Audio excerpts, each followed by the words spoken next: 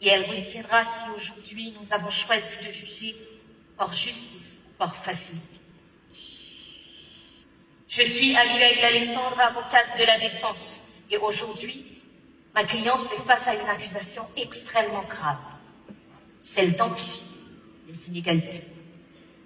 Mais avant de juger, encore faut-il savoir qu'est-ce qu'une inégalité. Une inégalité, mesdames, messieurs, c'est une différence de condition ou de traitement entre des personnes ou des choses. Jean-Jacques Rousseau expliquait déjà d'ailleurs qu'il existe deux types d'inégalités. Les inégalités naturelles qui viennent de la nature et les inégalités sociales créées par les hommes. De ce fait, accuser ma cliente de creuser les inégalités reviendrait à dire qu'elle aggrave tous les écarts existants.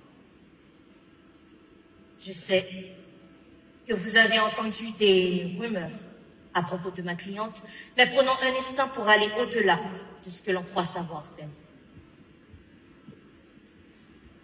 On reproche souvent à l'intelligence artificielle de faire disparaître des emplois.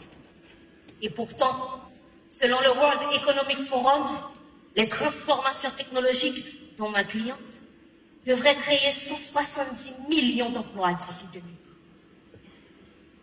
Via des plateformes de recrutement comme HireVue, elle est aussi celle qui masque le genre pour ne laisser voir que le talent des candidats.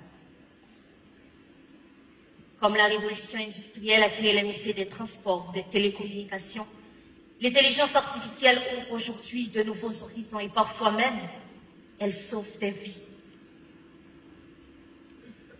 Vous connaissiez l'histoire de Lorraine? Non.